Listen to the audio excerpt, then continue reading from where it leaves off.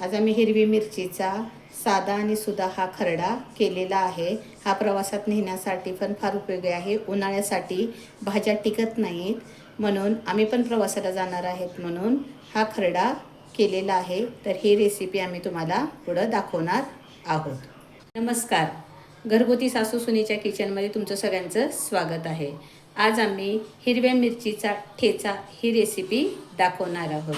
तर ह्याच्यासाठी मी घेतलेले आहे हिरवी मिरची, कोथिंबीर, लसूण, मोठं मीठ आणि तेल। हा एकदम साधा खरडा आहे। तर चला आपण आधी गॅस पेटवून घेऊया। त्याच्यावर कढई ठेवूया, गॅस बारीक करून घेऊया आणि तोपर्यंत आपण मिरच्या तोडून घेऊया।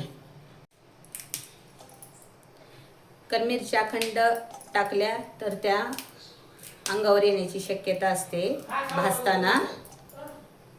मिरची डाग पडूस तर चांगली भाजून घ्यायची आहे। आणि इथे मी कमी तिखट मिरचीचा वापर केलेला आहे। तुम्हाला जर तिखट लागत असेल तर तुम्ही जास्त तिखटाच्या मिरचीचा वापर करा। त्याच्यात काही जास्त साहित्य टाकलेले नाही आहे, कमी साहित्याचाच वापर करून हा खरडा केलेला आहे।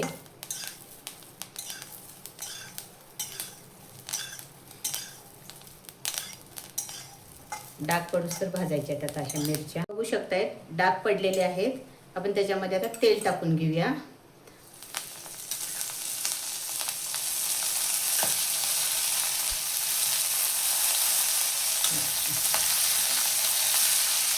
आता अजून थोड्या भाजून घ्यायचं तेल टाकून।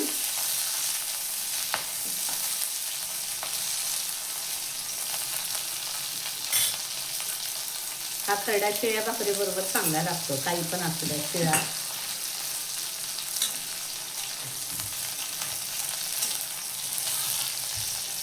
आता लसूण टाकून घेऊया त्याच्यामध्ये।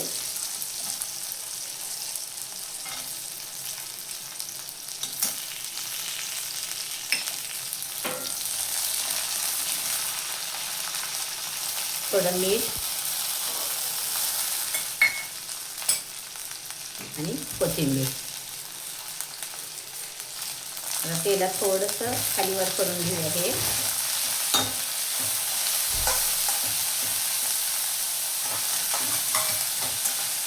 ते चांगलं मिक्स करून घेऊया।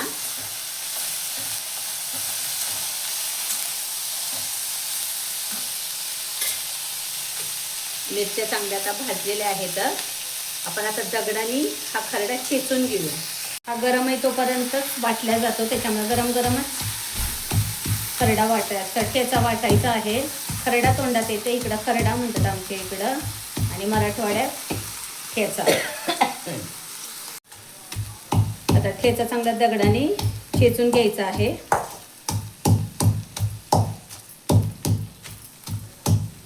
लय बारीक करायचा नाही, हा ठोसरच चेचायचा आहे।